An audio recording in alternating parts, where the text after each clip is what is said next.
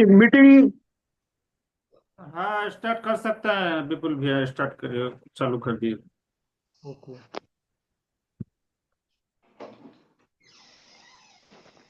सबको मेरा नमस्कार।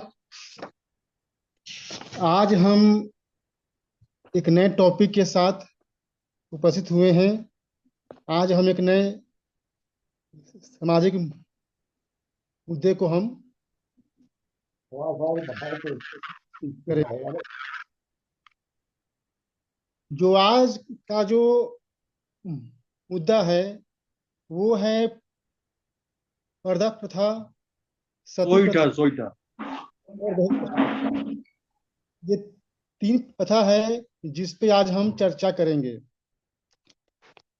एक जो इसमें प्रश्न है, क्या पर्दा प्रथा एक सामाजिक बुराई है? क्या इसे समाप्त करने के लिए समाज को प्रयास करना चाहिए? इस पे ये कहना होगा कि पर्दा प्रथा कोई सामाजिक बुराई नहीं है। ये एक पारिवारिक मामला है। जिसे जैसे रहना है वह रह सकती है। यह मध्यकाल में ये प्रथा थी और आज के समय में ये अप्रासंगिक हो चुकी है। आज के दौर में जब महिलाएं हर काम कर रही हैं, घर से बाहर जा रही हैं, नौकरी कर रही हैं, शिक्षा ग्रहण कर रही हैं, तो अब ये जो बातें हैं पर्दा प्रथा ये अप्रासंगिक हो चुकी हैं। और हमारा ये भी मानना है कि इस पे ये कहना कि एक सामाजिक बुराई है गलत होगा। दूसरी बात इसमें हमारा ये कहना है कि किसी महिला की पोशाक कैसी होगी, उसका पहनावा कैसा होगा, ये तय करना उसके परिवार का काम है। इसमें सरकार को किसी तरह का कानून बनाना सही नहीं है। एक बात मैं यहाँ और कहना चाहता हूँ कि ये जो पर्दा प्रथा है इसके बारे में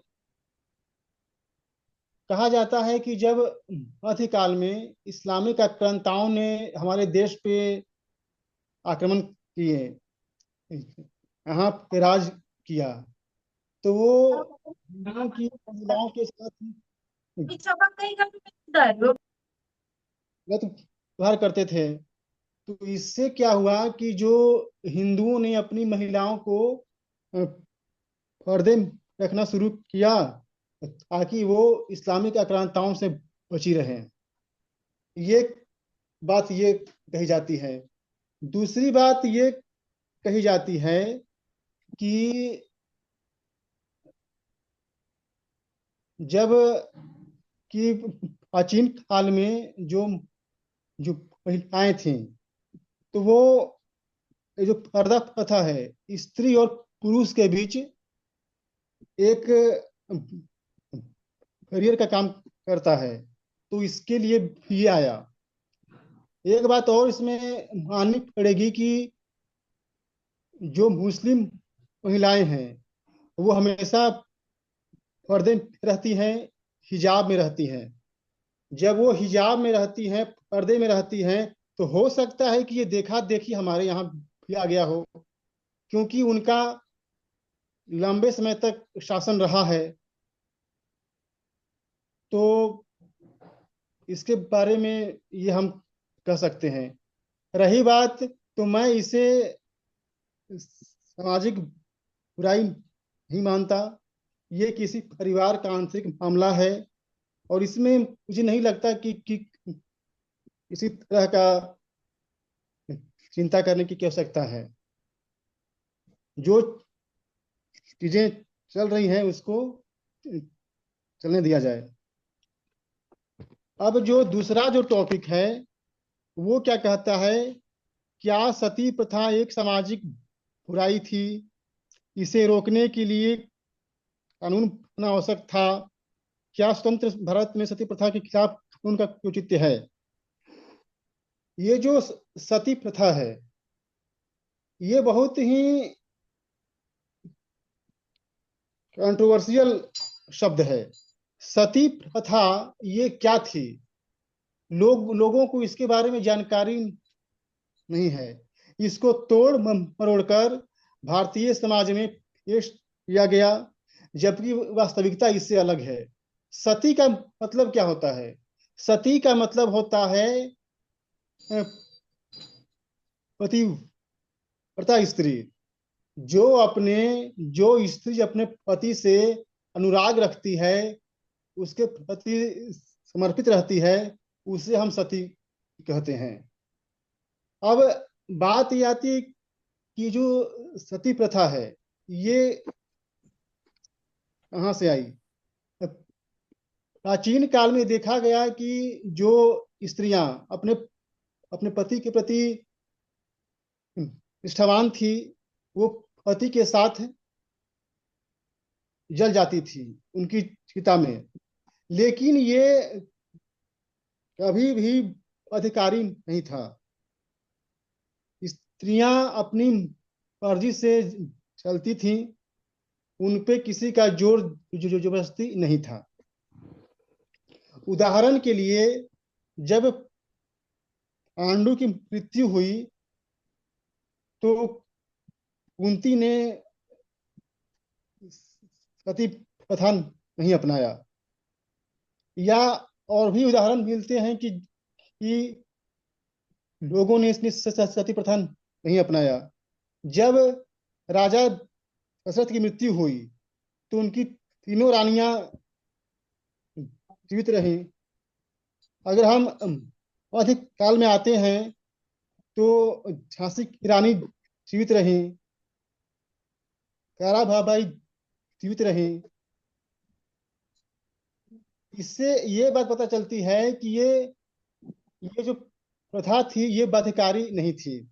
अब बात आती है कि ये समस्या कहाँ से खड़ी हुई। इसमें मैं आपको ऐतिहासिक तथ्य में पेश करता हूँ। राजा राम मोहन रॉय एक व्यक्ति हुए।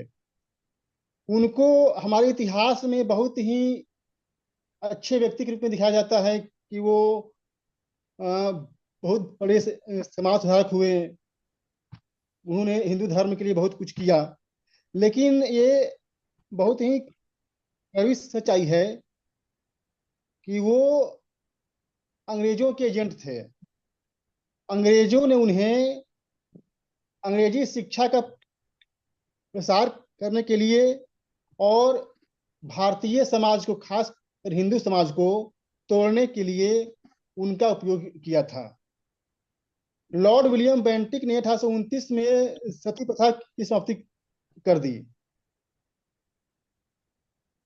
इसके लिए जो राजा राम मोहन रॉय थे, उनको श्रेय मिलता है।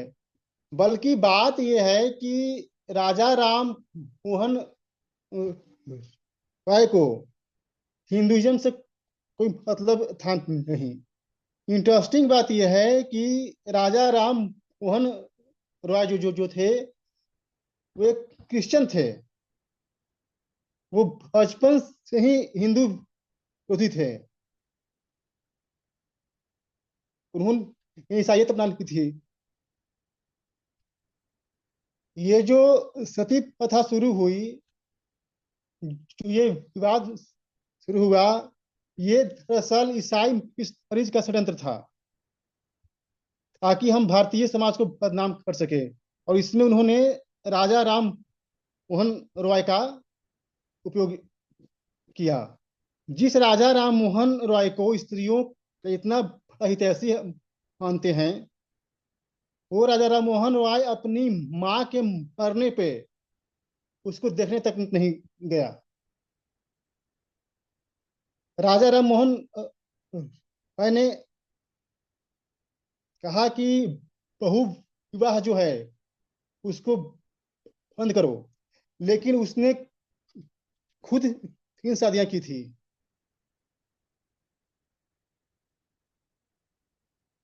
तो मेरा यही कहना है कि सती प्रथा जो थी, हाँ ये हो सकता है कि बंगाल में इक्का दुक्का केस आए हों, लेकिन इसका मतलब ये नहीं था कि वो सामाजिक प्रथा थी। इक्का दुक्का केस आए होंगे। इसके अलावा जो अगले जो टॉपिक है वो है दहेज प्रथा। जो हम दहेज प्रथा की बात हम करते हैं, दहेज प्रथा जब प्राचीन काल में जब विवाह होते थे तो माता पिता अपनी बेटी को धन दे देते थे, धन।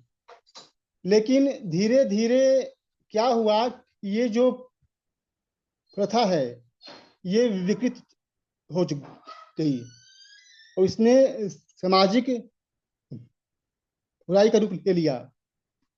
लेकिन इसमें हमें ये जानना है कि जो ये सामाजिक बुराई का रूप लिया, इसके पीछे भी एक षड्यंत्र था। आजाद भारत में हमारी सरकारों ने इसे जानबूझकर एक बुराई का नाम दिया, जबकि दहेज प्रथा जो है वो स्वैच्छिक है।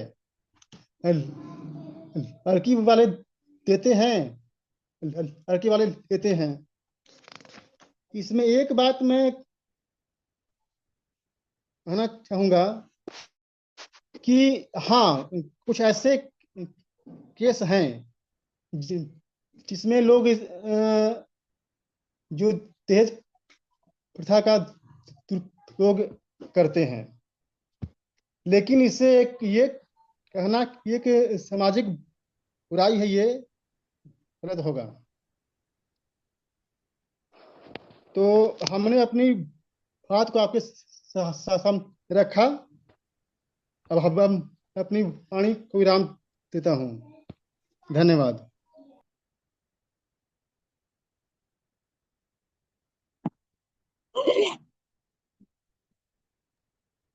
अन्य कोई साथी अपनी बात रखना चाहेंगे?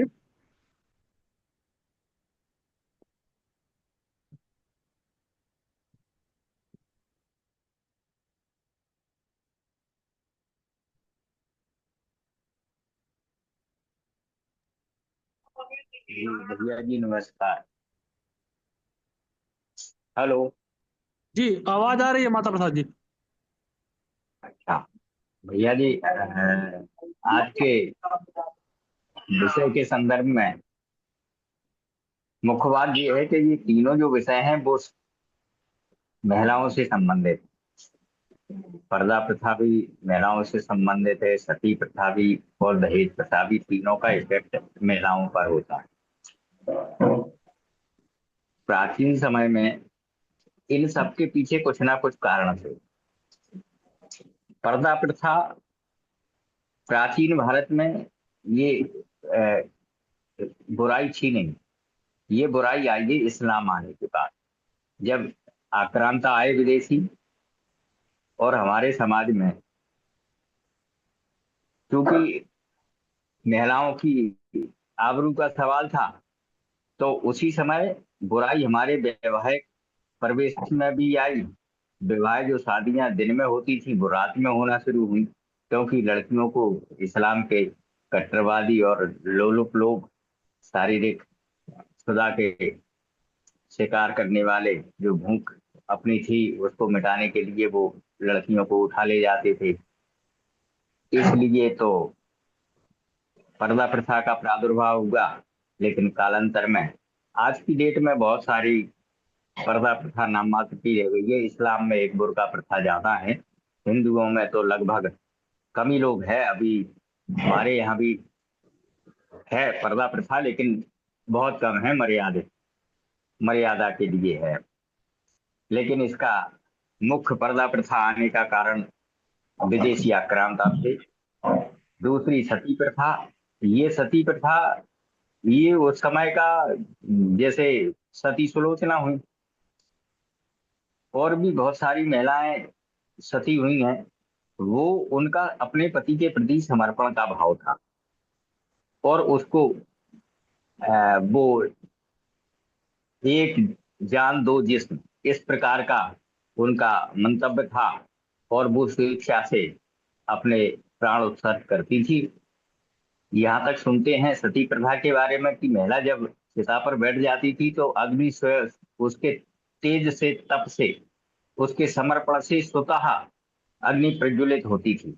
उसमें कोई अग्नि देता नहीं था उस चिता को, लेकिन बाद में आकर के और फिर जबरन उसका किया जाने लगा कि महिलाएं नहीं, पति मर गया है तो उनको सती होना ही पड़ेगा। ये जोर जबरदस्ती जब होने लगी, नहीं, प्राचीन समय में भी ऐसे ही बहुत सारे उदाहरण हैं जब महिलाओं के योद्धा युद्ध में योद्धा खत्म हो गया, लेकिन वो गर्भवती हैं और इस प्रकार की हैं तो उनको सती होने से समाज ने ही रोका। लेकिन बीच के समय में ये कुरीति ज्यादा हो गई तो राजा राम मोहन राय ने इसके लिए बहुत बड़ा कदम उठाया और उन्होंने इस प्रथा का बहुत विरोध किया। तो धीरे धीरे ये बुराई और आज की डेट में तो बिल्कुल ही समाप्त हो गई है। तीसरी बात आती है दहेज प्रथा की। तो दहेज प्रथा ये बुराई मान ली गई है, ये बुराई है नहीं हकीकत में, क्योंकि दहेज में जो लड़की वाला होता है वो अपनी शान के लिए काम करता है और अपनी शान में ही कुछ ना कुछ उपहार देता है अपनी लड़की को। हाँ, दहेज प्रथा वहां गलत है जब लड़के वाले डिमांड रखें, शर्त रखें कि इस शर्त पर हम आपकी लड़की से शादी करने को तैयार हैं, वो चीज गलत है। और लड़की वाला उतना सामर्थ्य में नहीं हो, वो सामर्थ्यवान ना हो, जब उसके सामर्थ्य से अधिक कोई उपहार मांगता है तो वो दहेज है और वो निंदनीय है, वो समाज में नहीं होना चाहिए। और जो सामर्थ्य के हिसाब से स्वेच्छा से जो देना चाहे उपहार लड़की को अपनी को, वो बेशक दे, इसमें कोई बुराई नहीं मेरे हिसाब से। तो तीनों चीजों के बारे में परिप्रेक्ष्य में आज का तो यही है। अब इनका निदान क्या है?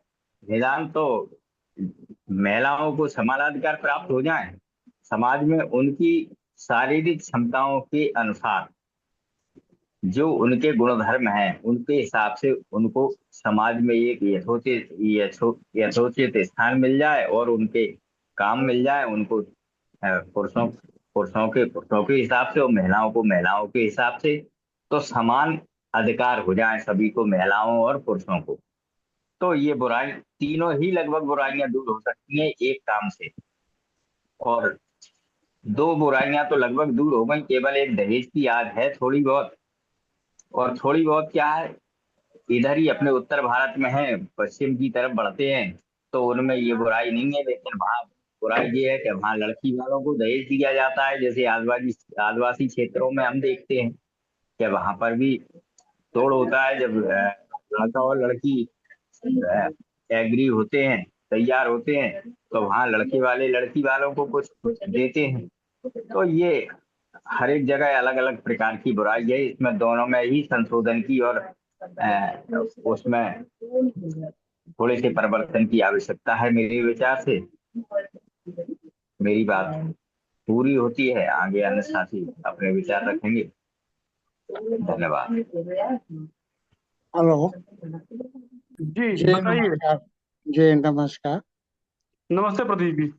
जी, पर्दा प्रथा तो लगभग समाप्त हो चुकी है। गाँव में कहीं कहीं है तो वो पर्दा प्रथा न कह करके उसको हम मर्यादा कह सकते हैं। इसलिए पर्दा प्रथा मेरी समझ से आज की तारीख में कोई समस्या नहीं है। रह गई बात सती प्रथा, तो जैसा शुरू में ही पूर्व के वक्ता ने स्पष्ट कर दिया है कि ये पति के प्रति प्रेम का समर्पण था कि उसके बिना हम जिंदा नहीं रह सकते हैं, यह स्वतः था, इसके लिए कोई जबरदस्ती नहीं थी। बाद में कई कारणों से, चाहे वो उनकी संपत्ति हड़पने का लालच हो या और जो भी हो, समाज ने जबरन करना शुरू कर दिया। तो उस समय ये गलत था। आज की तारीख में ये भी कोई समस्या नहीं रह गई है। दशकों में इक्का दुक्का इस तरह की कोई घटना सामने आती है जिसे हम सती प्रथा का नाम दे सकें। 10-20 वर्षों में कभी एक आ जाती है तो आ जाती है। तीसरी बात तिलक दहेज की। समाज में कोई भी परंपरा जब शुरू होती है तो उसके पीछे उद्देश्य नेक रहते हैं, और परंपरा के पीछे उस समय की परिस्थितियां रहती हैं। उस समय की परिस्थिति क्या है, परिवेश क्या है, और उस प्रथा या उस परंपरा की शुरुआत कब हुई।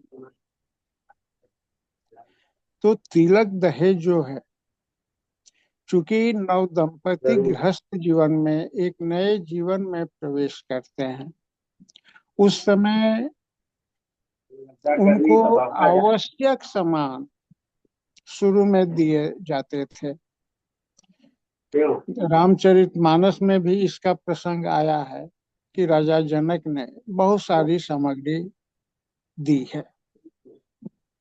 लेकिन आज क्या हो रहा है, हम अपने समाज में तो यही देख रहे हैं, मध्य वर्गीय परिवारों में, कि लोग खुले आम तिलक दहेज की मांग करते हैं। कैसे हमको इतना चाहिए, ये सामान चाहिए, बहुत सारी चीजें। और इसके लिए कहीं न कहीं हमारा युवा वर्ग भी जिम्मेवार है। युवा पुरुष लड़के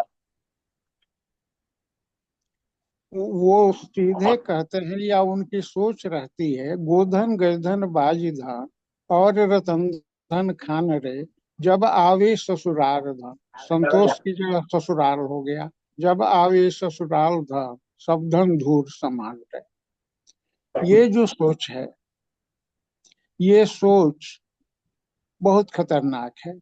और अपने समाज में पत्रकारिता में काम करने के दौरान मैंने कई ऐसे मामले देखे जहां बेमेल विवाह, 20-22 बरस की लड़की की शादी 40-45-50 बरस के लड़के के साथ, जहां आपसी उस तरह का लगाव हो उसकी बात मैं नहीं कर रहा, लेकिन एक लगाव के चलते कि तिलक दहेज देने की हमारी सामर्थ्य नहीं है, इसके चलते बेमेल विवाह हो, तो ये बहुत सोचनीय है, चिंता का विषय है। भिखारी ठाकुर हमारे यहाँ के प्रसिद्ध लोक नर्तक, लोक गायक और साहित्यकार रहे हैं। उनका एक नाटक है बेटी बेचवा। उसमें नायिका कहती है कि जब हम हो खब मस्त जवान, खटिया पहुंची घाट मसान, कि जब मैं युवावस्था को प्राप्त होंगी तब तक मेरे पति श्मशान घाट पहुंच जाएंगे। क्योंकि उम्र का अंतर बहुत अधिक है। हाँ, एक बात तो जरूर है, एक तथ्य तो सामने आ रहा है कि लड़कियां जैसे जैसे आत्मनिर्भर हो रही है, बातचीत चल रही है, इसमें इस सोच में बदलाव आ रहा है।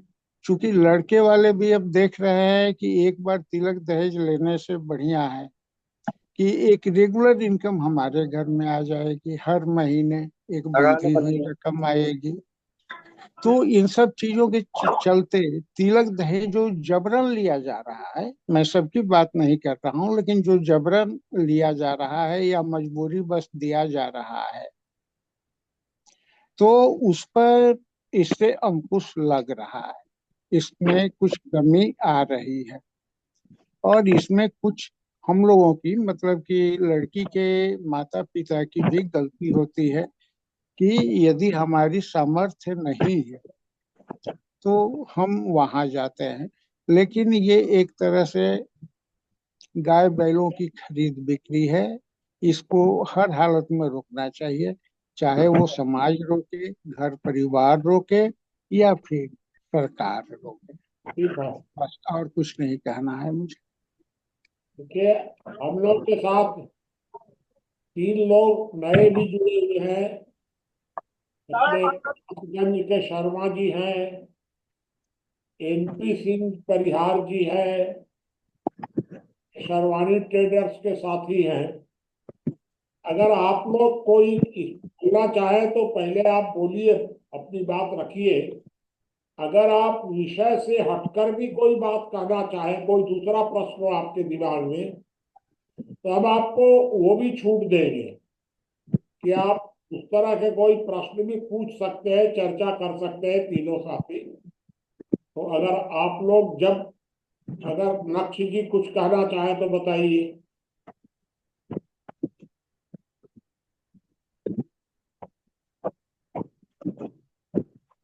कोई भी साथी अगर कुछ कहना हो।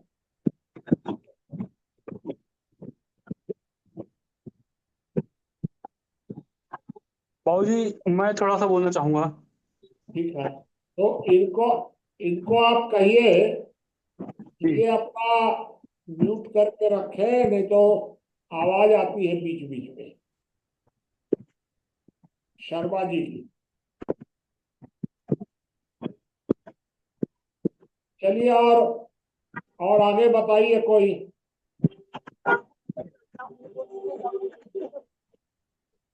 आज के विषय पर तो सब लोग बोल सकते हैं बड़े आराम से।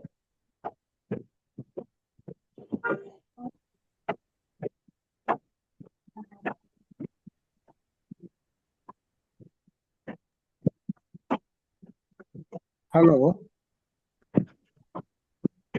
बताइए ब्रजेश जी, और आगे मनोज जी। हाँ, मनोज किनको का। बोलने के लिए किनको बोलने के लिए कहा जा रहा है, ये थोड़ा सा स्पष्ट कर दिया जाए। आप बोलिए, मैं फिर बाद में बोल लूंगा, आप बोलिए। नहीं, मनोज जी बोलिए ना आप। अच्छा, नमस्कार जी। हाँ, आवाज आ नमस् रही है, बताइए। जी हाँ, बताइए। नमस्कार जी, सभी को नमस्कार। अच्छा, मुझे थोड़ा सा कहना था ये कि पर्दा प्रथा, आज के समय की अगर हम बात करें अपने विचार से, पर्दा प्रथा कोई सामाजिक बुराई नहीं है भाई, क्योंकि पर्दा प्रथा पर कोई बाध्य नहीं है आज के दौर में। जिसकी इच्छा करिए, जिसकी इच्छा नहीं करिए। दूसरा, ये सती प्रथा सामाजिक बुराई थी, उसको ये सती प्रथा सही है, अगर वो रुकी है तो सही है।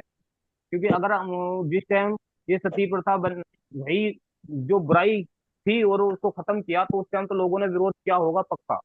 लेकिन अगर आज के दौर में हम देखें, जब छोटे छोटे बच्चे होते हैं, पिताजी गुजर जाते हैं, उन्हीं के साथ अगर उनकी माता जी गुजर जाएं, तो परिवार का पालन पोषण बहुत ही डिफिकल्ट हो जाएगा। तो अगर आज के दौर को देखें तो सही है, सती प्रथा खत्म हुई तो सही है। और रही बात तीसरी, दहेज की, तो मेरा अपना मानना यह है कि हम परिवार के लोग कोई बिना दहेज की शादी करते हैं, दहेज लेते हैं ना देते हैं, लेकिन अगर समाज के रूप में मैं उस परिवार को सबसे बेहतर मानता हूँ जो ये कहता है हाँ भाई मुझे दहेज चाहिए और ये चाहिए। सामने वाले पे निर्भर करता है कि वो देगा तो ठीक है, नहीं देगा तो ठीक, लेकिन इसी की आड़ में अगर उसे बाद में परेशान करा जाए, शुरू में तो कह देते हैं हाँ नहीं नहीं हम दहेज नहीं ले रहे, हम तो 1 रुपए का ही रिश्ता करेंगे, और उसके बाद में जो परेशान किया जाता वो बिल्कुल गलत है। और एक चीज ये है कि उन्होंने दहेज की मांग करी और हम उस मांग पर खरे नहीं उतरे, और तब परेशान करा जाता, तो थोड़ा दोनों में थोड़ा अंतर है। तो मेरा मानना तो यह है कि अगर कोई दहेज मांग रहा है तो उसको इतनी बुराई से ना देखें कि यार ये दहेज मांग रहा है। दहेज मांग रहा है ठीक है, अगर आप उसके क्षमता के अनुसार शादी करना चाहते हो तो ठीक है, नहीं तो कोई बात नहीं है। तो हाँ, ठीक है। बाकी मुझे तो यही कहना था, और बाकी जैसे आपको उचित लगे। नमस्कार जी। जी न, नकेश शर्मा जी आप कुछ कहना चाह रहे हैं। सिखा देती।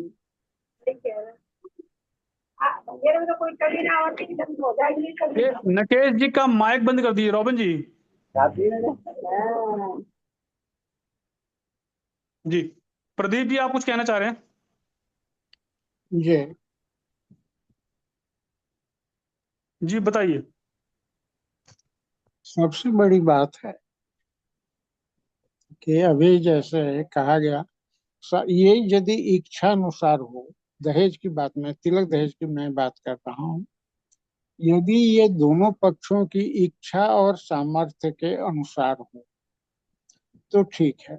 लेकिन समस्या वहां आती है, कहने में बहुत आसान लगता है, अपवाद हैं लोग, मैं कई ऐसी शादियों में भी शामिल हुआ जहां तिलक दहेज का कोई लेन देन नहीं था, लेकिन अधिकांश शादियों में मैंने देखा है कि तिलक दहेज, और उसके लिए भले बेटी वाले को बहुत कुछ अपना बेचना पड़े या स्थायी संपत्ति अपनी हटानी पड़े, खास करके गांव में ये बहुत अधिक हो रहा है।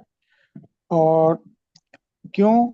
तो चूंकि तिलक दहेज आज सोशल स्टेटस का सिंबल बन गया है, स्थिति यहाँ तक बदल चुकी है कि गांव में यदि किसी की शादी के लिए कोई आता था, लड़के की शादी के लिए, और गांव जवार या क्षेत्र के कुछ प्रमुख लोग वहां पहुंच करके इंटरफेयर कर देते थे, तो फिर लड़का के परिवार वाले कुछ नहीं बोलते थे, वो उन लोगों की बातें मान लेते थे। यदि कोई प्रदीप 5 जी, लाख दे थोड़ा शॉर्ट करिएगा। थोड़ा शॉर्ट में रखिएगा। जी, तो इन सब चीजों को रोकना होगा और इसके लिए सबको आगे आना होगा। जी, धन्यवाद। हेलो हेलो हेलो हाँ हेलो, बताइए। मेरे को भी एक दो लाइन में बोलूंगा। मुझको इसके उल्टा कहना है, इसीलिए बोल रहा हूँ, नहीं तो नहीं बोलता मैं आजकल देख रहा हूँ कि लड़के लोगों की शादी ही नहीं हो रही, वो पैसा क्या लेगा। और इस पर आप शादी जो पैसा दूसरे ढंग से हम लोग शादी में पैसा खर्चा कर रहे हैं, मार ताम झाम इस सब में भी बर्बाद हो रहे हैं हम लोग। नहीं तो आजकल तो शादी ही नहीं हो रहा है, बड़ा मुश्किल हो गया है लड़के लोगों की का शादी करना। और असली समस्या तो ये हो गई है, क्योंकि बेकाम के लड़के से कोई भी लड़की शादी करने को आज रेडी नहीं है। तो इसलिए वैसा नहीं है, इसमें है कि हम अपना बेवकूफी में पैसे फेंक रहे हैं या वैसे लोगों के पास जा रहे हैं जो अपना औकात नहीं है। अच्छे लड़के मुफ्त में भी उपलब्ध है शहर में। आप पंडित जी भी कहिएगा तो हम करा देंगे, पंडित जी का भी, सुप्रीम कोर्ट के एडवोकेट से। वो शादी नहीं हो रही है जी। Thank you.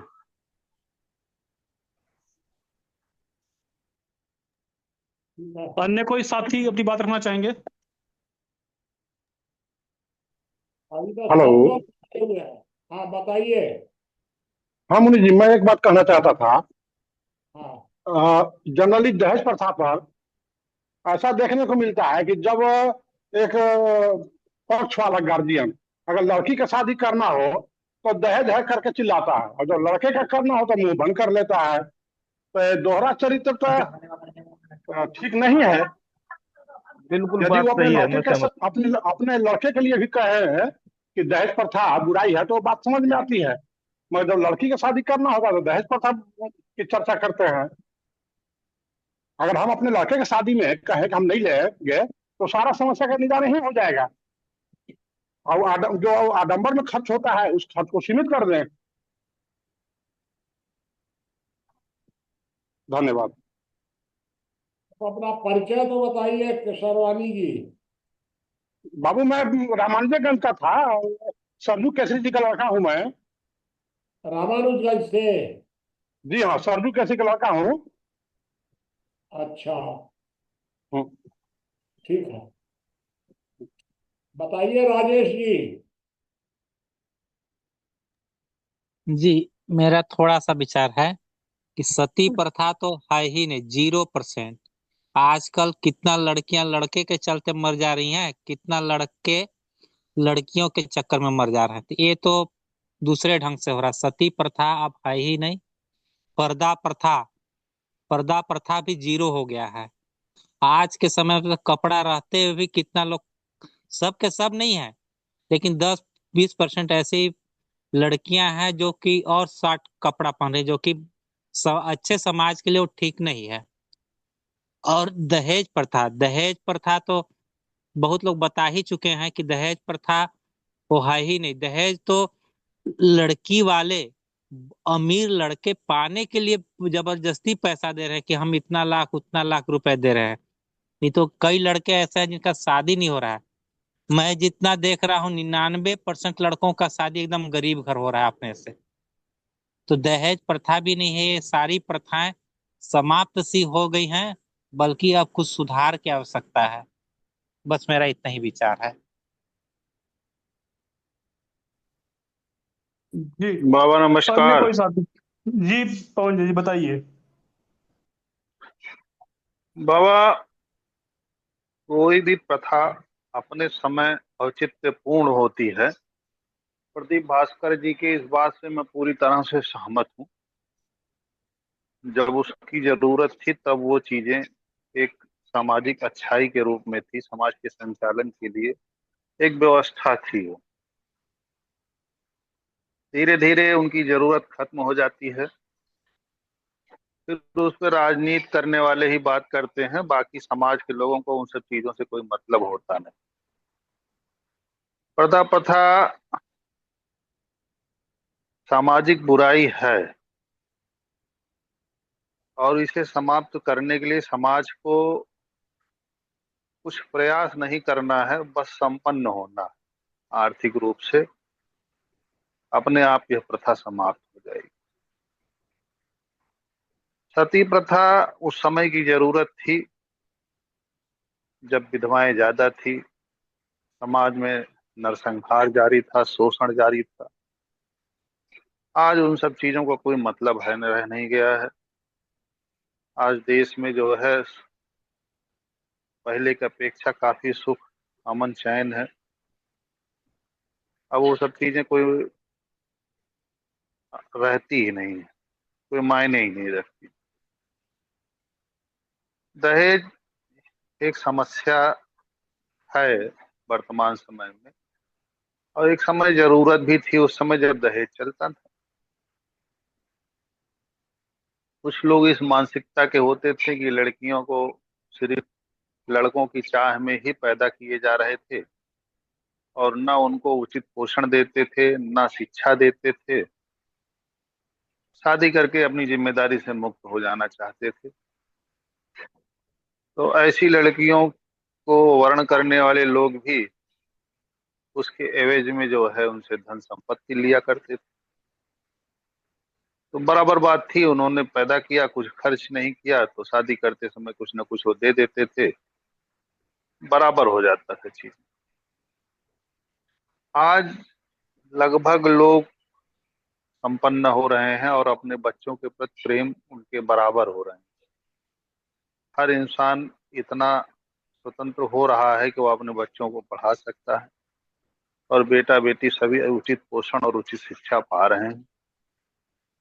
और जो बेटियां शिक्षित होकर नौकरियां करने लगी हैं या कुछ काम करने लगी हैं, उनके साथ भी दहेज की डिमांड है। जो बच्चियां नहीं पाई हैं नौकरियां, उनके साथ भी दहेज की मांग। शास्त्रीकांत जी सही कह रहे हैं, शादियां नहीं हो रही हैं, लोग परेशान, रिक्वेस्ट करते हैं लड़की वालों से कि एक बार मेरे घर आ जाइए। और जब वो समझ जाते हैं कि लड़की वाला घर आ गया है, तब वो धीरे धीरे दहेज का जाल फेंकते हैं कि नहीं मुझको ये दीजिए वो दीजिए, और जो कुछ ले पाते हैं लूट लेते हैं, नहीं पाते हैं तो फिर नहीं पाते हैं। तो अब तो बस ये है किसी तरीके से फंसा के कोई ले ले जा रहा है। बाकी दहेज धीरे धीरे खत्म होता जा रहा है और फैशन आउट भी हो गया है। बड़े बड़े अच्छे अच्छे लोगों के यहाँ शादियों में लोग जाते हैं और कोई उनसे नहीं पूछता कि आप दहेज में दे क्या रहे हो और आप दहेज में ले क्या रहे हो। ये सब बैकवर्ड मानसिकता की चीजें हो गई हैं। लोग अच्छे साजो सामान के साथ जाते हैं, अपना गिफ्ट देते हैं, साथ अच्छे से spend करते हैं और चले जाते हैं। आज दहेज जैसी चीज के बारे में चर्चा ही नहीं कर रहे हैं। एक जमाना था कि लोग हर जगह चर्चा करते थे कि फला आदमी ने क्या दिया। आज लगभग लगभग लोग अवॉइड कर रहे हैं, अगर कोई कुछ कहता भी है तो उसको अच्छा नहीं मानते हैं। और जो ठीक ठाक लोग हैं, सुखी संपन्न लोग, वो जो है अपने बेटे के लिए उसके योग्य बेटी खोज रहे हैं, और वो पा जाने के बाद वो शादी बड़े शौक से कर ले रहे हैं। लेकिन ऐसे लोग समाज में कम हैं, बुराइयां ज्यादा हैं। तो तमाम जगह ऐसी भी है कि बाप रोज निराश और थक के घर जा रहा है कि बेटी के लिए रक्षा वर नहीं मिल रहा है, जहाँ मिल रहा है वहाँ दहेज की डिमांड हो रही है। और बेटियों की आवाज इतनी तकलीफदायक हो जाती है कि स्कूल कॉलेज रास्ते में उन्हें अगर कोई आदमी मिल जा रहा है जो थोड़ा सा भी संवेदनशील उन्हें दिख जा रहा है, थोड़ा सा भी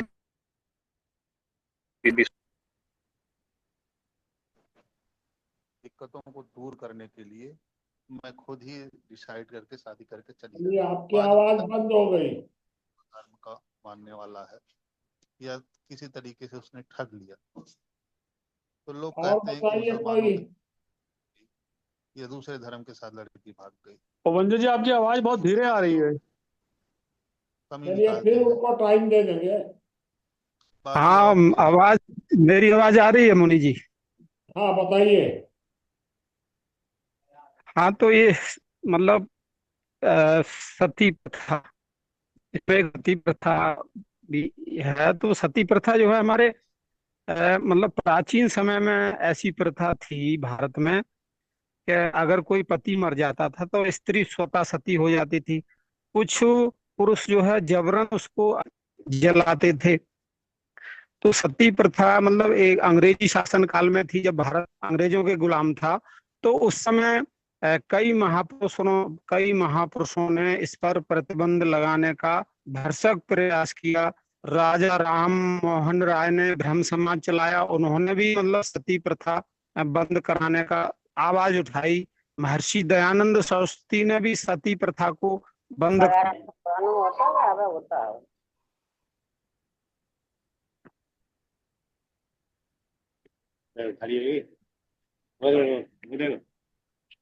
ये आपकी आवाज बंद हो गई मदन जी। कोशिश करते लोग गिरने को डाला है, गिरना जाए। सती प्रथा हाँ बंद। आवाज किसकी आ रही है? सती प्रथा पर मतलब पूर्ण प्रतिबंध अंग्रेजी शासन लग गया। लेकिन अब वर्तमान समय में सती प्रथा का अब तो कोई नामो निशानी ना है। सती प्रथा भारत में अब तो समाप्त है पूर्ण रूप से। अब हमारे समाज में पर्दा प्रथा का प्रचलन अभी भी बरकरार है, पहले और ज्यादा था। धीरे धीरे जो जो मतलब समाज शिक्षित हो रहा है, लड़कियां शिक्षित हो रही हैं, तो धीरे धीरे पर्दा प्रथा भी हमारे समाज से जो है धीरे धीरे समाप्त होता जा रहा है। लेकिन हमारे घर परिवारों में बहुएं अपने ससुर से जेठ से मतलब पर्दा प्रथा करती हैं, पढ़ी लिखी भी करती हैं और अशिक्षित भी करती हैं। लेकिन जहाँ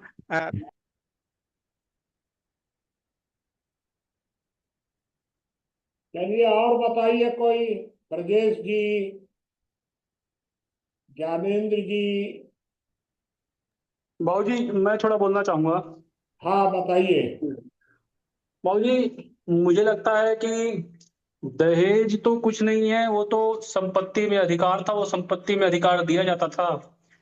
और कायदे से होना ये चाहिए था कि परिवार की संपत्ति होनी चाहिए थी, उसमें उसका हिस्सा नंबर ऑफ पीपुल्स के अकॉर्डिंग डिवाइड हो जाए। और जब लड़की दूसरे फैमिली में जो प्रॉपर्टी लेके जाए वहां वो प्रॉपर्टी मर्ज हो जाए, और उस टोटल जो फैमिली की प्रॉपर्टी होगी वहां भी नंबर ऑफ पर्संस के अकॉर्डिंग उसकी जो प्रॉपर्टी है वो उसे मिल जाए। समस्याएं यहाँ दिखाई देती हैं कि एक तरफ दहेज ले लिया जाता है, दूसरी तरफ से संपत्ति में हिस्सा मांगने के लिए या फिर जो है गुजारे भत्ते के लिए जो है वहां पर फिर कोर्ट जाना पड़ता है। लेकिन मुझे तो दिखाई देता है अधिकांश मामलों में दहेज लड़के वाले देते हैं, लड़की वाले नहीं देते हैं। क्योंकि 99% शादियां ऐसी होती हैं जहां अनुलोम विवाह है, लड़की वाले डाउन से अप में जाते हैं। और जैसा हमारे भी कुछ साथियों ने भी कहा कि घर परिवार भी बिक जाता है, खेत भी बेच देते हैं, या पहले जवान लड़की की शादी बूढ़े से हो जाती थी। उन सब में एक बात कॉमन है कि उसमें धन संपत्ति की चाह बहुत ज्यादा रहती थी। आप अपने से बहुत ज्यादा हाई फैमिली में जाने का प्रयास करेंगे तो आपको उतना ज्यादा मैनेज करना पड़ेगा। आप अपने ही बराबरी में जाएंगे तो आपको हो सकता है उतना समस्या ना झेलनी पड़े। और डाउन में तो कोई लड़की जाती ही नहीं है, अगर जाएगी तो मुझे लगता है कि लड़की ही लड़के को लेकर के आएगी। हो सकता है कि लड़के वाले दहेज थे। आज पंजाब में, हरियाणा में और कई जिले ऐसे हैं, कई राज्य ऐसे हैं जहां लड़कों की शादी नहीं हो रही है तो वो पैसा दे करके जो है, दहेज दे करके लड़की लाने के लिए तैयार है। उस परिस्थिति में भी विवाह नहीं हो पा रहा है। तो मुझे लगता है कि चाहे अब की बात की जाए या पहले की बात की जाए, जितना लड़की वाले देते नहीं हैं उससे अधिक उनको अच्छा परिवार मिल जाता है। और अच्छे परिवार के चाह में ही उनको जो है अधिक दहेज देना पड़ता है या अधिक पैसा देना पड़ता है। तो संतुलित व्यवस्था है कि अपनी इच्छाओं को थोड़ा सा पूर्ण किया जाए। एक बात जो सती प्रथा की आई, तो सबसे पहले जो उदाहरण हम लोग सुनते हैं वो सुनते हैं कि सीता जी की अग्नि परीक्षा हुई थी। तो मुझे तो पूरी तरह से काल्पनिक लगती है कथा की अग्नि परीक्षा हुई और वो जली नहीं, क्योंकि अग्नि का तो गुण है कि जला देगी। और वहीं से ये सारी की सारी जो है कहानियां गढ़ना शुरू हुई। उसके बाद मध्यकालीन युग में जब आया तो मध्यकालीन युग में हम जौहर प्रथा सुनते हैं और राजस्थान में 11 या 12 साके मिलते हैं। एक साके में लगभग 10,000 महिलाएं जौहर कर लेती थी। तो ऐसे लगभग 11 या 12 सांपों की जो है व्यवस्था वहां दिखाई देती है कि मध्यकालीन युग में हुआ ऐसा। या हम रानी पद्मावती के विषय में पढ़ते हैं, कितना सत्य है कितना झूठ है, कितना बढ़ा चढ़ा करके लिखा गया है और कितना षड्यंत्र है, कुछ नहीं कहा जा सकता। इतिहास में कितनी विकृति की गई है।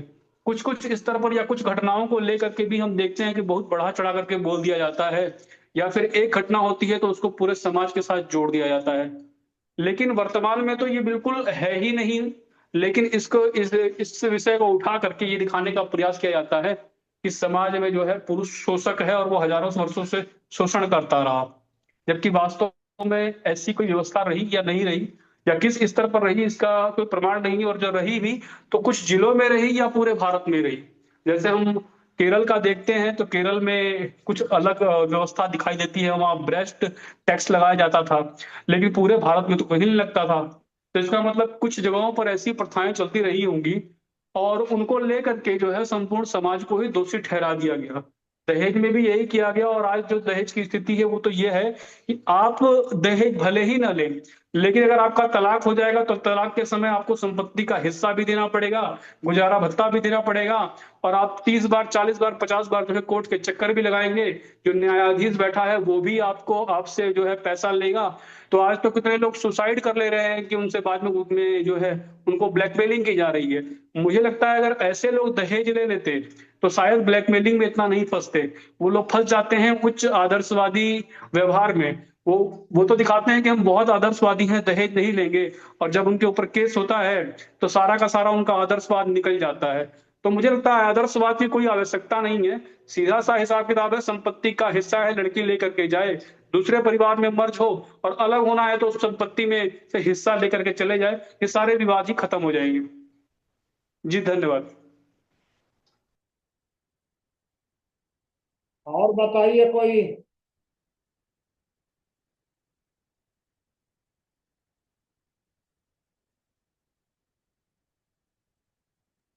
जी बताइए। बताइए, किसी को कहना है कोई बात? चलिए, मेरे बात फिर आपको टाइम दे देंगे। देखिए, एक पहला विषय है पर्दा प्रथा। पर्दा प्रथा तो पुराने जमाने में जो थी तो गलत नहीं थी कुछ भी, क्योंकि पर्दा किससे करते थे? पर्दा करते थे उस समय जेठ से 100%, ससुर से 50%, और अगर कोई वृद्ध ससुर है 0%। इसका मतलब उस समय बहुत ही ज्यादा यौन शुचिता को महत्व दिया जाता था, जितना अब नहीं दिया जा रहा है। तो यौन शुचिता को महत्वपूर्ण मानने के कारण यह परिवार में दूरी बनाई गई थी कि आप अपने जेठ से दूरी बनाकर रखें, क्योंकि खतरा तो वही है। उस समय वही जो पर्दा प्रथा थी उस समय, कुछ जगहों पर वो खास करके मुसलमानों में यह बुराई थी, बुराई के रूप में। हिंदुओं में बुराई के रूप में नहीं थी, हिंदुओं में सुरक्षा के रूप में थी। मेरे हिसाब से कुछ गलत नहीं थी उस समय।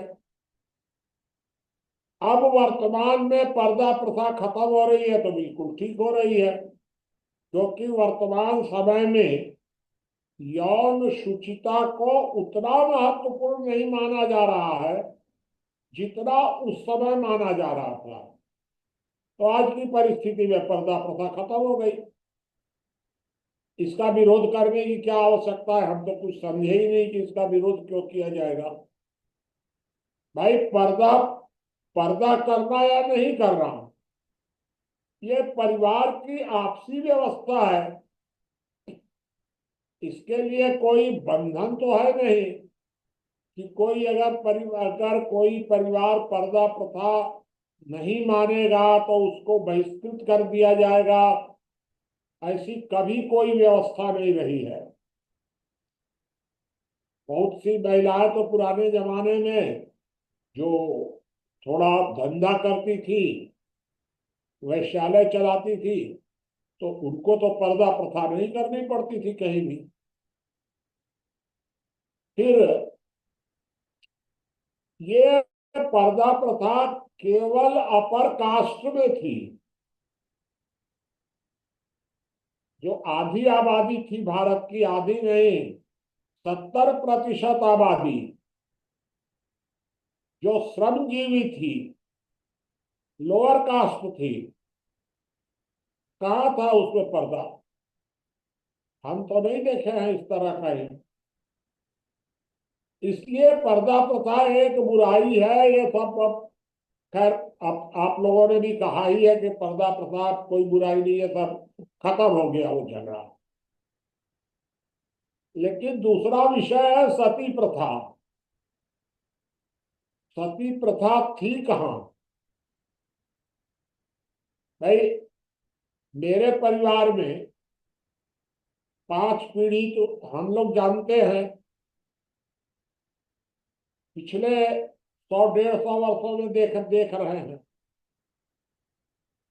कभी कोई सती नहीं हुआ है।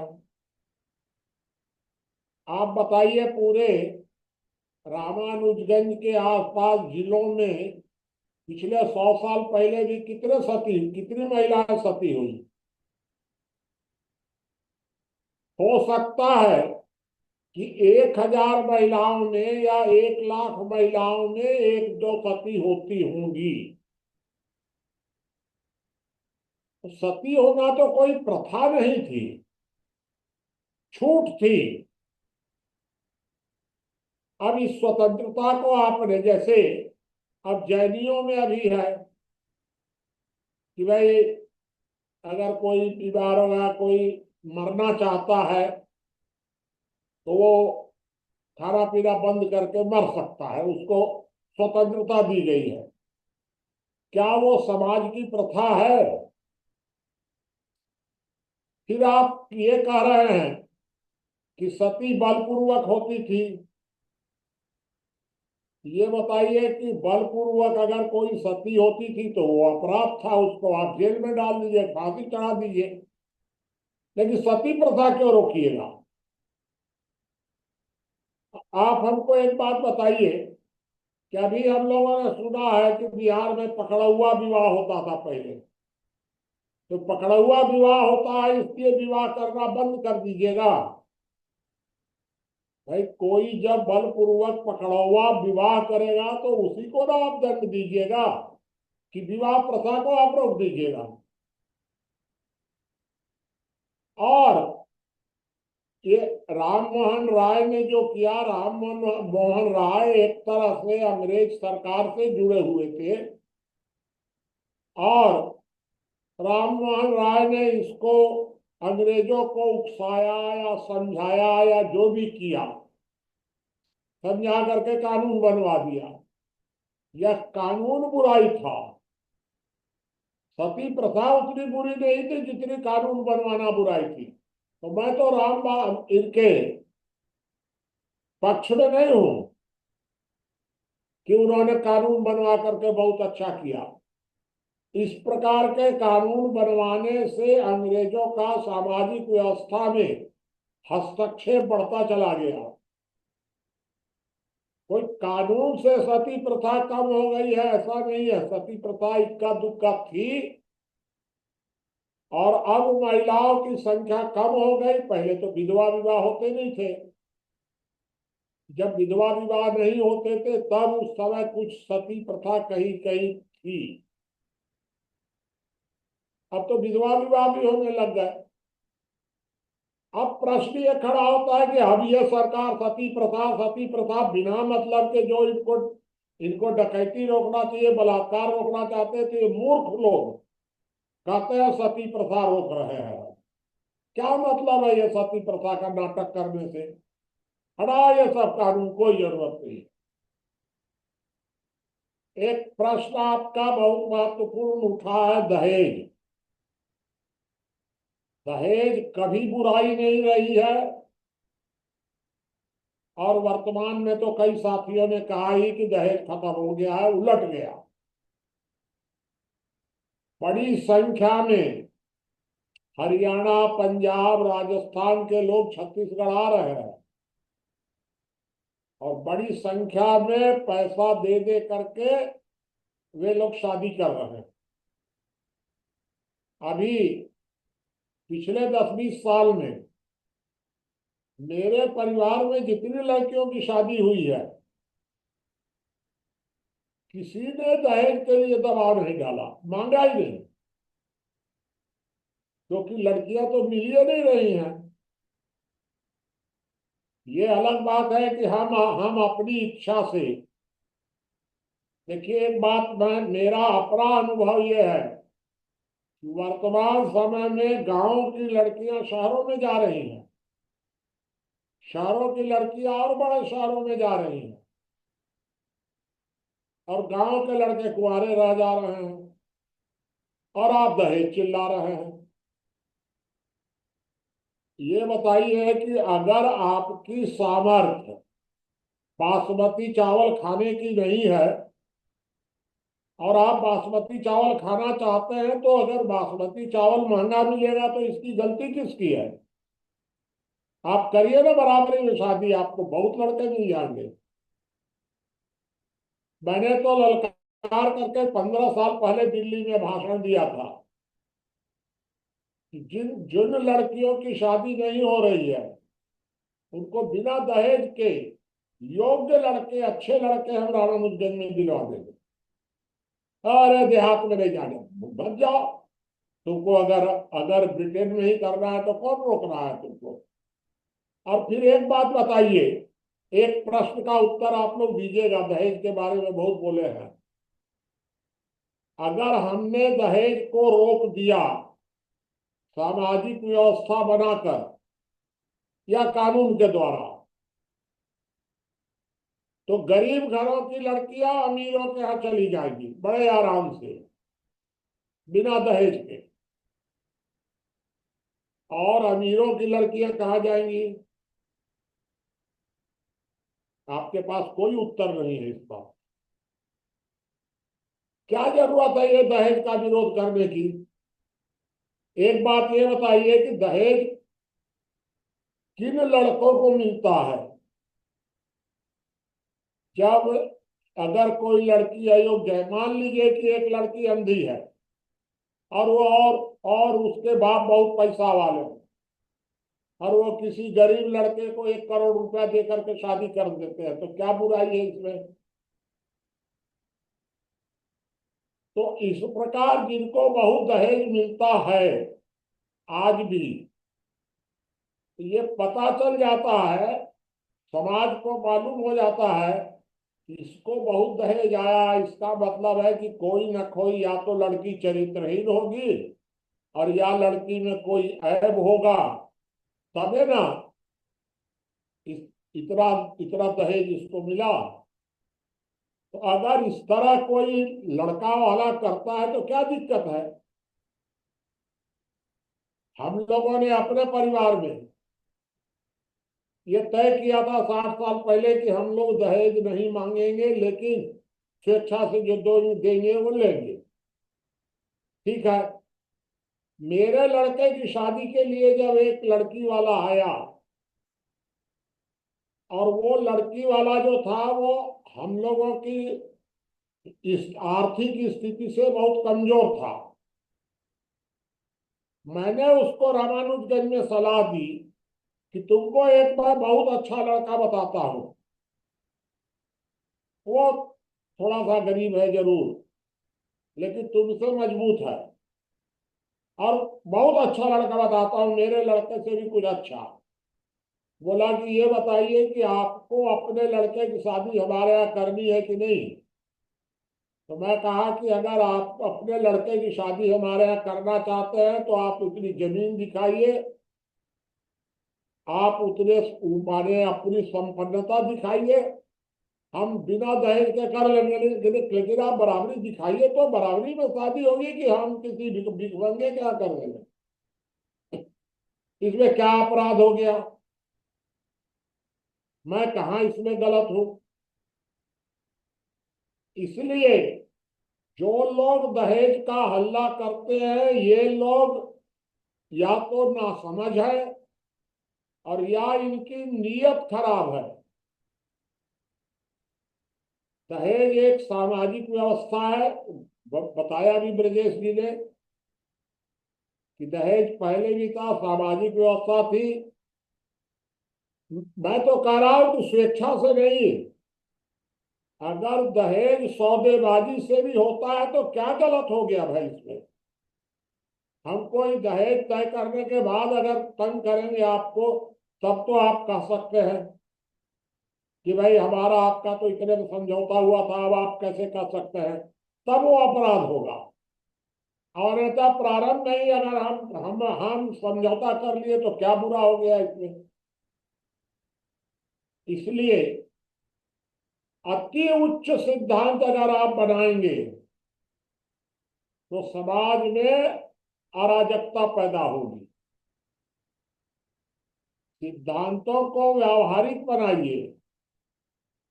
ये कुछ लोग अति उच्च सिद्धांत बना करके समाज में अराजकता पैदा कर रहे हैं।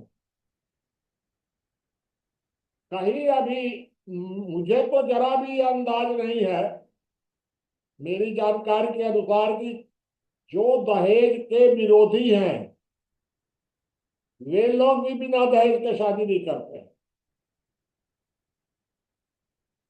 वो चाहे वो लड़की के लिए देते हैं या लड़की के लिए लेते हैं, देना और लेना। आम तौर पर तो लोग सौदेबाजी करते हैं और बाहर में दिखाते हैं कि हम दहेज विरोधी हैं। कहीं कोई मतलब नहीं है ये सब। होंगे 1-8% इस तरह के लोग, बड़े भारी पागल लोग, कि हम दहेज विरोधी हैं। कहीं कोई लेना देना नहीं है। दहेज अगर है, हो रहा है, कोई बुराई नहीं है, उसको गाली देने की जरूरत नहीं है। सती प्रथा को गाली देने की जरूरत नहीं है, सती प्रथा का कानून बनाने की जरूरत नहीं है। अगर कोई बलपूर्वक सती होती है तो बलपूर्वक अपराध होगा वो। इसे सारे इसमें कहा झंझट है भाई। अगर कोई स्वेच्छा से आत्महत्या करे तो आपको कोई मतलब भी नहीं है, वैसे तो हो ही नहीं रहा है कहीं भी। तो ये मैं आपसे इतना ही कहना चाहता था केवल, और पर्दा प्रथा का तो मामला ही पूरी पूरी तरह समाप्त है। ये तीनों प्रथाएं जो थी ये पुराने जमाने में उस समय की परिस्थिति के अनुसार सोच समझ कर बनाई गई थी, और तीनों प्रथाओं को अनावश्यक सरकारों ने छेड़छाड़ करके इन सबको इतना बदनाम कर दिया कि जैसे कि ये पर्दा प्रथा, पर्दा प्रथा। अरे मुसलमानों में पर्दा प्रथा बुरी है, हिंदुओं में तो बुरी नहीं है। और फिर एक बात और है, सबसे बड़ी बात यह है कि चाहे पर्दा प्रथा हो, चाहे दहेज हो, चाहे सती प्रथा हो, ये परिवारों का आंतरिक मामला है। आंशिक रूप से थोड़ा समाज भी इसमें दखल दे सकता है, आंशिक रूप से। कानून को इसमें दखल देने की क्या जरूरत है जब तक कोई अपराध नहीं होता है। सामाजिक बुराई को ठीक करना सरकार का तो काम नहीं है। अगर सरकार सामाजिक बुराई ठीक करने लगेगी तो अपराध कौन रोकेगा? तो निकम्मी सरकारें जो वास्तव में अपना काम नहीं करना चाहती है, वे सामाजिक बुराइयों को दूर करके और अपनी पीठ थपथपाती हैं कि मैंने सती प्रथा रोक दी तो मैंने दहेज रोक दिया। कुछ नहीं रोका है इन सरकारों ने। जो कुछ भी हुआ वो सामाजिक व्यवस्था है। महिलाओं की घटती संख्या ने सारी व्यवस्था को बदला हुआ। श्रेय लेने के लिए ये फालतू लोग आ जाते हैं। तो इतनी बात मैंने आपको बताई है। विषय बहुत बड़ा है और अभी बहुत लोग बोलने के लिए बाकी हैं। आप फिर से अपनी बात रखिए, प्रश्न करिए।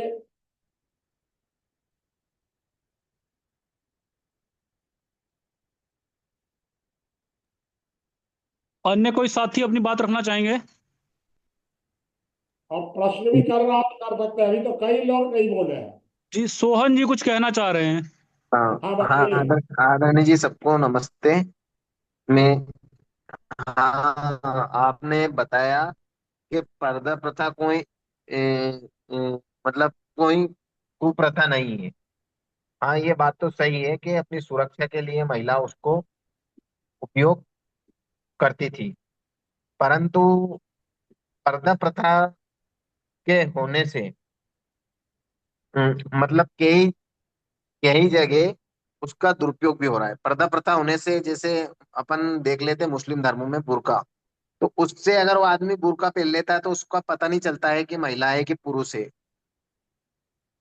भले वो उसकी निजता है, मगर वो कोई अगर मान लो कोई पर्दा करके कुछ अपराध कर दे तो उसका पता नहीं चलता है। तो इसलिए मेरा है कि पर्दा प्रथा एक सामाजिक बुराई नहीं है, परंतु एक देखा जाए तो एक तरह से बुराई है। क्योंकि पर्दा प्रथा इसलिए बुराई है कि हम बैंक में जाते हैं, कोई महिला पुरुष, तो उसको मुंह खोलना पड़ता है, उसको दिखाना पड़ता है। कहीं पे अगर वो गहने की दुकान पे जा रहा है, सोने चांदी वालों के यहाँ पे, तो उसको मुंह दिखाना पड़ेगा।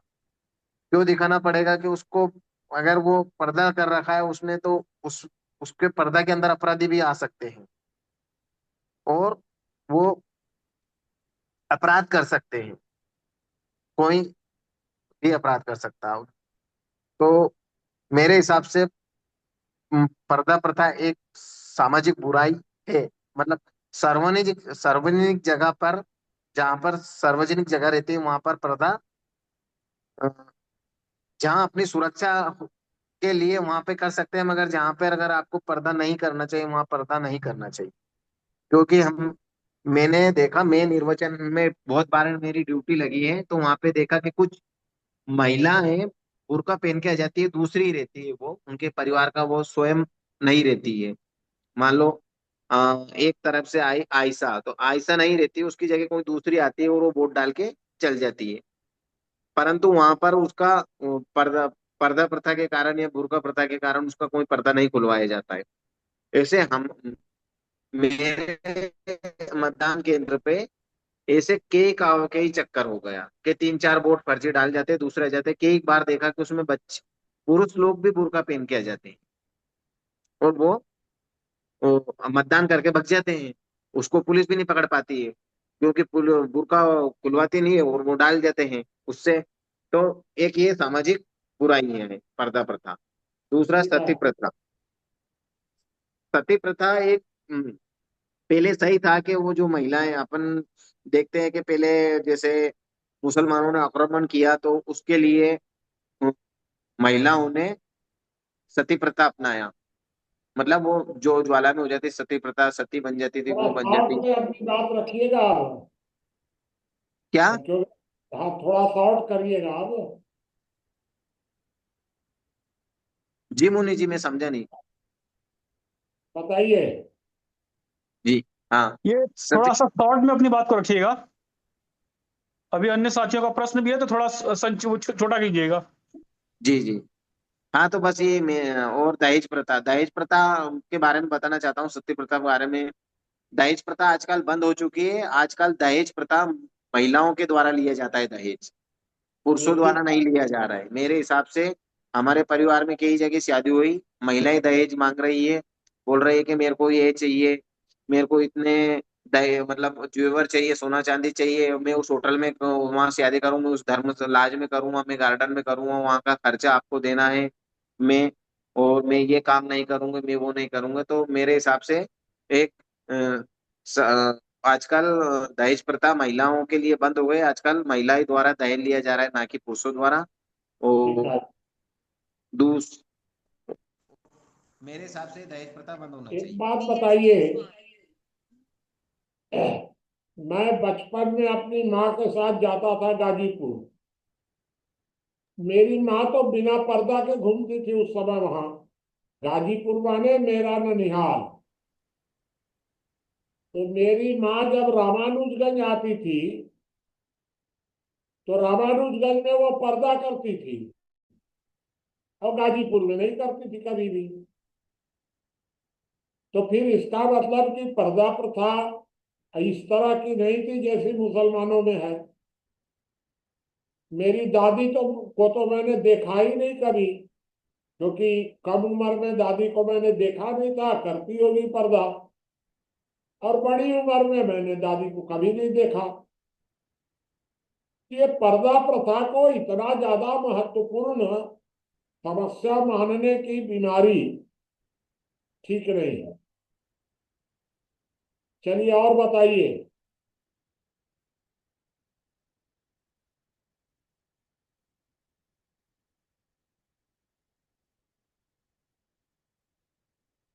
बताइए भाई, आप लोग अभी अभी टाइम बहुत बचा हुआ है।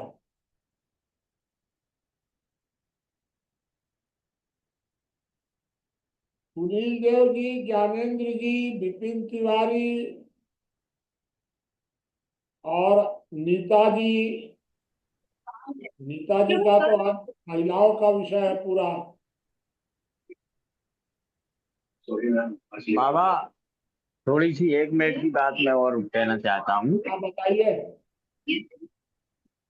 बाबा इसमें एक धार्मिक पहलू भी है, लोगों की आस्था से जुड़ा होता है। क्योंकि ये विवाह में जो दहेज है वो दहेज ना कह करके पिता दान करता है अपनी बच्ची को। जब बच्ची को दान करता है तो उसके साथ कुछ धन को भी दान करता है।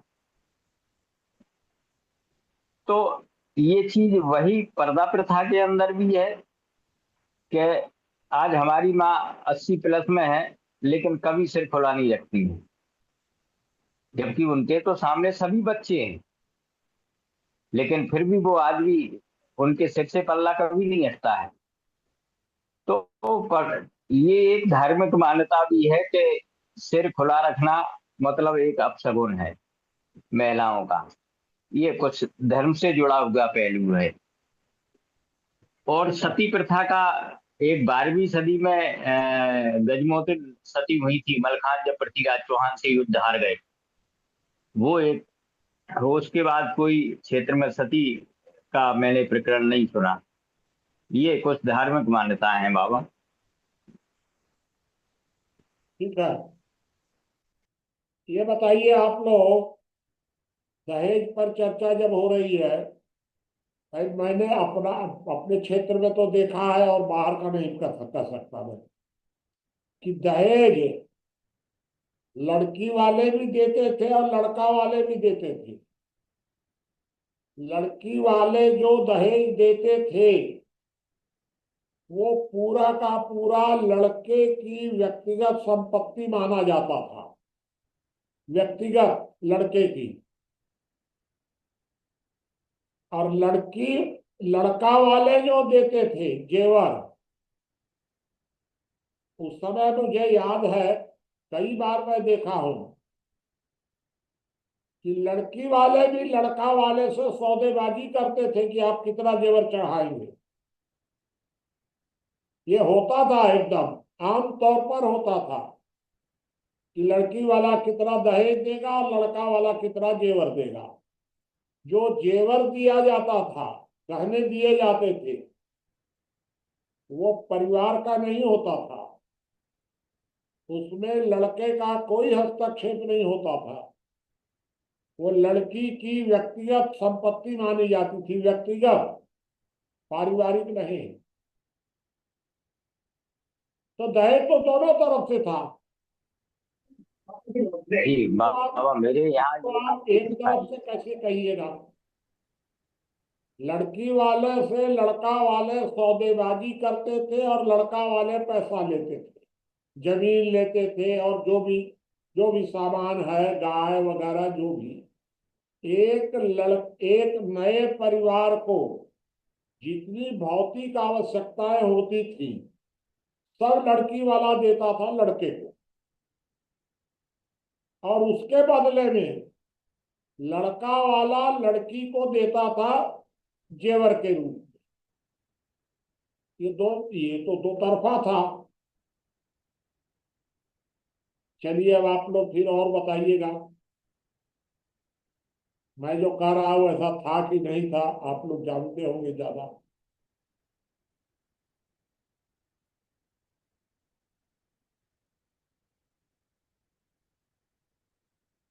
चलिए, और किसी को? किसी साथी का कोई प्रश्न है या मुनि जी ने जो बात रखी है, अगर कोई उस पर भी बोलना चाहे तो बोल सकते हैं। हाँ, खुल करके मैंने जो बात रखी है, भाई मैंने तो अपने हिसाब से रखी है, अपने अनुभव से रखी है, लेकिन आप अपने हिसाब से उस पर बोल सकते हैं, प्रश्न कर सकते हैं, कोई दिक्कत नहीं है। क्योंकि इसी तरह तो बात खुलेगी ना, मुझे भी कुछ अनुभव होगा कि भाई ये बात तो मैं गलत बोल रहा हूँ। बाबूजी, जो बात आप बता रहे हैं वो बात बिल्कुल ठीक है। हमारे यहाँ अभी भी यही व्यवस्था है। लड़की वाले जो है वो पहले ही डिमांड कर देते हैं, ये सोना चांदी या इतना गहना इतना जेवर चढ़ना चाहिए। और उत्तराखंड में स्थिति अलग है। बिहार और उत्तर प्रदेश में जो है वो देखते हैं कि लड़की वाले थोड़ा सा डाउन रहते हैं, लेकिन वो भी अपनी डिमांड रखते हैं। यहाँ उत्तराखंड में बिल्कुल उल्टा हो जाता है। उत्तराखंड में जो लड़के वाले हैं वो बहुत डाउन हो जाते हैं और लड़के वाले ज्यादातर दहेज देते हैं। हमारे यहाँ बिहार में या उत्तर प्रदेश में लड़की वाले जो हैं लड़के के यहाँ जाते हैं, उत्तराखंड में लड़के वाले जाते हैं लड़की देखने के लिए। ये क्यों है? इसका जी, मैं आपको राज्यों के कारण हिसाब से बता अलग देता अलग हूँ। है। इसका कारण है, बता देता हूँ आपको। जितने बैकवर्ड एरियाज हैं, केवल आप ही क्या नहीं, हमारे क्षेत्र में भी, सरगुजा जिले में भी जितना आदिवासियों का इलाका है, पूरे आदिवासियों के इलाके में लड़के वाला सारा शादी का खर्च भी करता है, दहेज भी देता है लड़की वाले को। आदिवासियों में ये प्रथा क्यों पैदा हुई? उसका कारण था अनुलोम और प्रतिलोम विवाह। मतलब लोअर कास्ट या श्रमिकों की, आदिवासियों की लड़कियां अपर कास्ट में जाने की स्वतंत्रता थी उस समय। अपर कास्ट की लड़कियां लोअर कास्ट में नहीं जा सकती थी, तो लोअर कास्ट में लड़कियों का अभाव हो जाता था, और इसलिए लड़का वाले दहेज देते थे। भाई, हमारे यहाँ लरंग शाह जी मंत्री थे केंद्र में, उनकी 10 लड़कियां थी, एक लड़का था, और बड़े आराम से 10 लड़कियों का लड़के वालों ने सारी व्यवस्था करके शादी की। ये उस समय की बात मैं आपको बता रहा हूं। तो आज भी धीरे धीरे तो आदिवासियों में भी अब बदल रहा है प्रचलन, वो अलग बात है। अन्यथा आदिवासियों में लड़कियों का अभाव माना जाता है, जबकि जन्म दर लड़कियों की ज्यादा है आदिवासियों में। अभी भी छत्तीसगढ़ में लड़कियों की जन्म दर ज्यादा है, ये भी आपको मैं बता दूं। और इसीलिए उधर हरियाणा, पंजाब, राजस्थान के लोग आकर यहाँ से लड़कियों की शादी करके ले जाते हैं। यहाँ लड़कियों की जन्म दर अधिक क्यों है?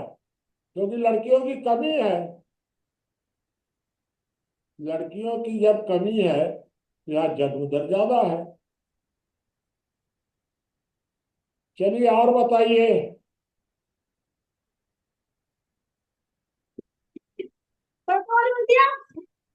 हाँ बताइए।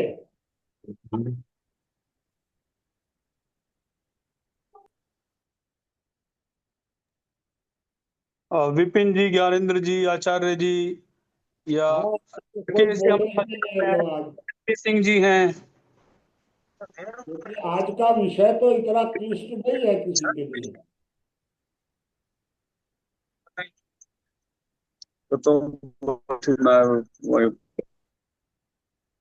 विपिन जी के यहाँ बाबूजी मुझे लग रहा है नेटवर्क की समस्या है। ठीक है, कुछ सुनील देव जी कह रहा है। जी प्रणाम बाबा। ऐसा है जी ना, आपने विषय पूरा क्लियर कर दिया है सही से, तो वो मतलब उसमें कोई बोलने का वो नहीं है। बाकी और साथी बोले और आपने सब बात स्पष्ट कर दी थी, इसलिए ठीक जो है, बताइए किसी को कुछ कहना हो तो, नहीं तो कल का विषय।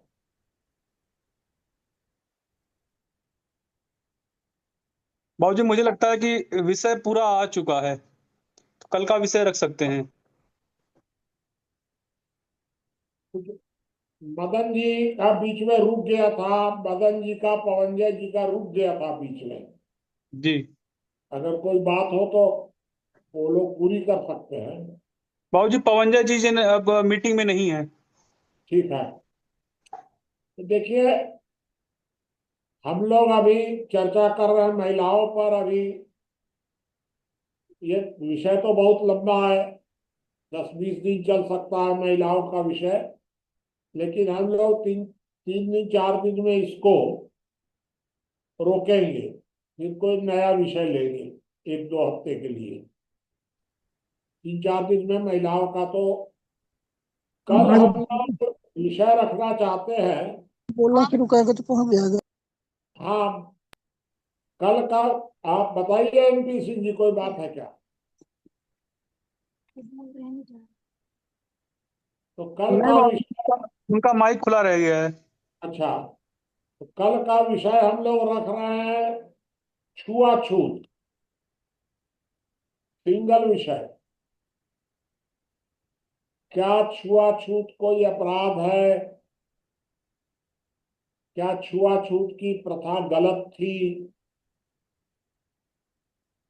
छुआछूत को इतना ज्यादा क्यों माने बुरा माना जा रहा है?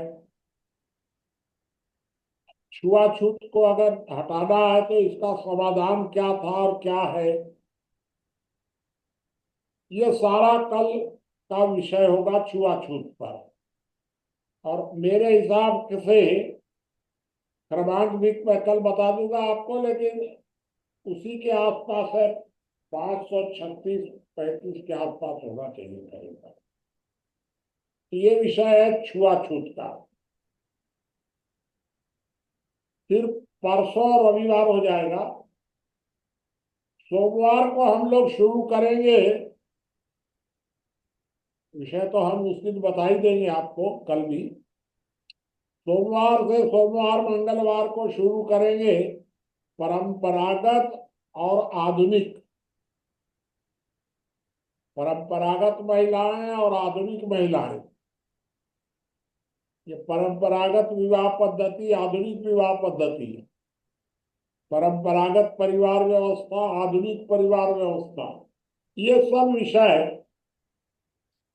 परंपराएं और आधुनिकता, ये विषय रखेंगे सोमवार मंगलवार को 2 दिन। लेकिन कल हम लोग चर्चा करेंगे छुआछूत पर, अस्पृश्यता। ये विषय कल का आप मान करके चलिएगा।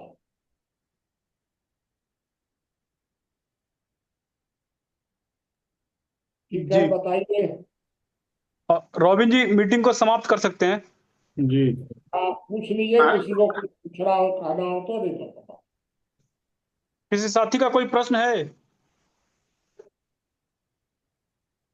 आज सब बोलने वाले लोग आज सब नहीं बोले हैं कोई। बाबूजी, मुझे लगता है कि एक दिन हम लोग इस पे चर्चा कर सकते हैं। जो भारत का जो सीज फायर हुआ है, उसका निर्णय जो लिया गया और जो उस पर विवाद रहा, उस पर एक दिन चर्चा हो सकती है। क्या विषय है? जो भारत पाकिस्तान में जो सीज फायर हुआ है, भारत का जो सीज फायर हुआ है, हाँ, उसमें विदेशी हस्तक्षेप क्या क्या परिस्थितियां रही। तो आप कल वो विषय रख सकते हैं। जी बाबूजी, वो रखा जा सकता है। हाँ, तो कल का विषय हम लोग रखेंगे कि भारत में युद्ध विराम कितना उचित हुआ, कितना गलत हुआ। जी बाबूजी, ठीक है रॉबिन जी, समाप्त कर सकते हैं। आज के चर्चा कार्यक्रम में जुड़ने के लिए सभी साथियों का बहुत बहुत धन्यवाद। कल फिर एक नए विषय के साथ मिलेंगे, तब तक के लिए सभी को नमस्कार।